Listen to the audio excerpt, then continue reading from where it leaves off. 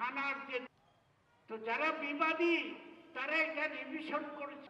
মঞ্চে যে সমস্ত নেতৃবৃন্দ আছেন সকলে, এবং নির্বাচনের 24 সালের নির্বাচনের পরে দেশে এই নির্বাচনকেও সুতরাং এই নির্বাচনের আগ্রহ সংস্কারের কাজ নয়, সংস্কারের অর্থে আবার ব্যবহার করে যাবে। জিনিসটা পুরোই থেকে গেল। এই কয়েকজন লোক আমরা বলতেছি, সুযোগ সাথী যদি মিটিং ডাকে তাই বলা যায় না।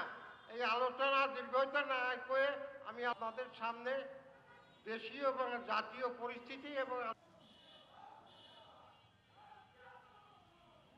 আপনাদের সবাইকে জাতীয় গণফ্রন্টের সরকার নতুন কোনো কলকারখানা করে গোটা জাতিকে 16 বছর জিম্মি, কিন্তু আন্দোলন সংগ্রাম